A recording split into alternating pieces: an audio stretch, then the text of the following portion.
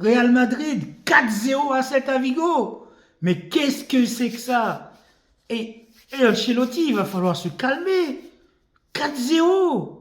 Non, soit Celta Vigo est trop faible, soit Real Madrid est trop forte. C'est quoi ça? 4-0. Nous, on n'arrive pas à gagner un match, on n'arrive pas à mettre un 0, et eux, ils arrivent, ils mettent 4-0 à Celta Vigo. Non. Allez les gars, on va en parler tout de suite. Salut à tous, bienvenue dans cette vidéo. Hier soir, le Real Madrid a infligé un 4-0 à Celta Vigo.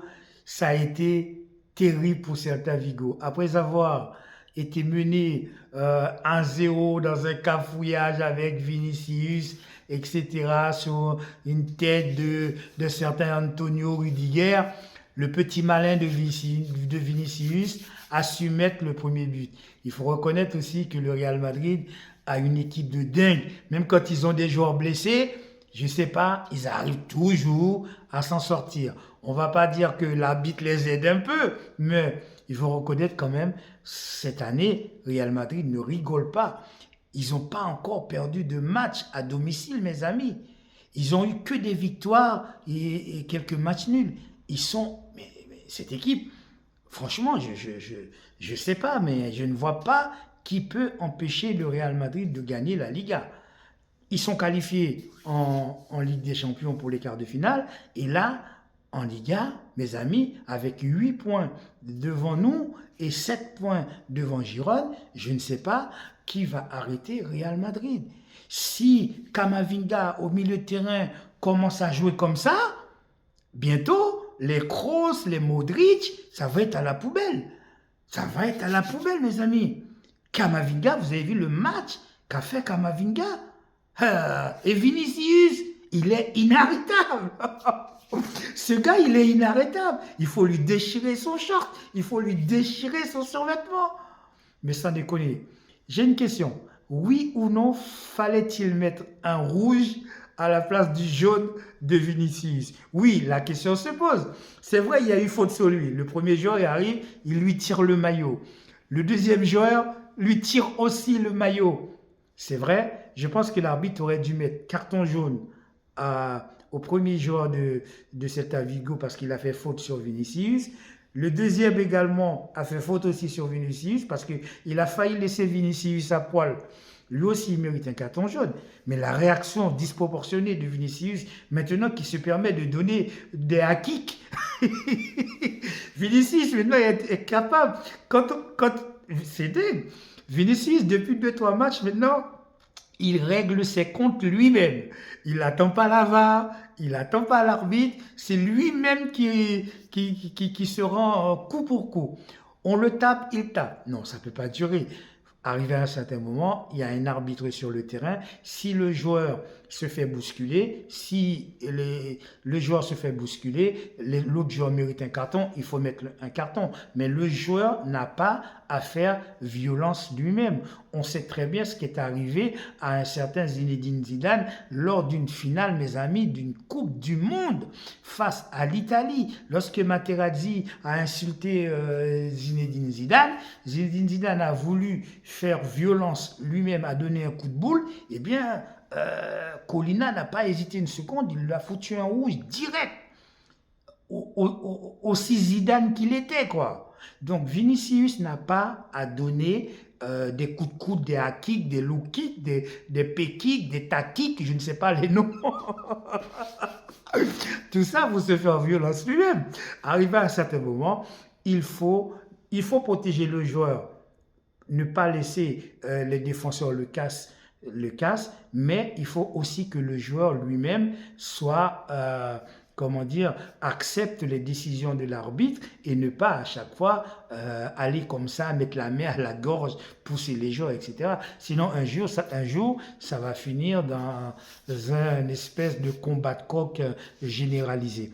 Moi, je suis pour protéger les attaquants, parce que les attaquants sont très exposés au coup. Il faut protéger les attaquants, mais arrivé à un certain moment, le joueur qu'on protège doit aussi accepter accepter tout simplement les décisions arbitrales. Tu ne peux pas à chaque fois aller vouloir taper. Un jour, Vinicius, il va prendre une gifle. Parce que s'il continue, si Vinicius continue à taper les gens comme ça, un jour, il va tomber sur un mec. Il va tomber sur un mec et le mec va lui foutre je sais pas, le mec va lui foutre une gifle, tu vois. Donc, il faut que tu te calmes, mon ami Vinicius, parce que c'est vrai, j'estime que dans ce match, tu as été très bon, tu es un très grand joueur, il faut le reconnaître. Et puis surtout, le problème qui se passe avec Vinicius, c'est que c'est un Brésilien pur jus, quoi. C'est le genre de joueurs qui te font chier quand tu joues contre eux. Ils te foutent des petits ponts, des crochets. En plus, ils se foutent de ta gueule. Ils se foutent de ta gueule, etc. Donc, tu ne peux pas ne pas être énervé, tu as envie de les claquer, les gifler et tout ça. Tu vois, c'est un peu comme Neymar. Lorsque Neymar était à Paris Saint-Germain, lorsqu'il est arrivé en Ligue 1, il a commencé à faire des petits pots, des vachins, des ailes de pigeon et tout, des coups du foulard. Et bien, arrivé à un certain moment, les mecs en Ligue 1 en avaient marre. Donc, ils n'arrêtaient pas de le casser, le blesser et tout ça. Donc, effectivement, arrivé à un certain moment, quand on est un grand joueur, on n'a pas besoin d'humilier ses camarades, on n'a pas besoin d'humilier l'adversaire en faisant des choses qui ne méritent pas d'être faites, etc. Donc, Vinicius, mollo. Surtout quand tu vas jouer contre nous. Quand tu vas jouer contre nous en classico, s'il te plaît, calme-toi. Parce que si tu te, si tu te calmes pas, on va mettre Arroyo sur toi et on va dire à Arroyo, attention, vas-y, vas-y quoi. Donc tu vois, donc pour éviter ça, calme-toi. Fais ce que tu sais faire le mieux, joue au football, marque 10 buts, sois un grand joueur, tu es déjà un grand joueur, tu n'as pas besoin d'aller dans l'extravagance, d'aller taper, donner des coups comme tu le fais. C'est vrai que tu prends des coups, c'est agaçant, il y a l'arbitre, va te plaindre à l'arbitre, etc. Mais tu n'as pas besoin de donner, de rendre coup pour coup parce que ça peut très vite dégénérer. Sinon, le Real Madrid a fait un très bon match, très bonne défense. Le but d'Arda Güler, but extraordinaire. On voit lui aussi, c'est un jeune petit joueur qui a du potentiel. Et surtout, le deuxième but de Rudiger, mes amis. Quel but aussi de Rudiger. Coup de tête magnifique. On voit que cette équipe de Real Madrid est parée à la fois pour la Ligue des Champions et est parée également pour gagner sa Liga. Très bonne entrée d'Ibrahim Diaz. Franchement, ils ont des joueurs extraordinaires.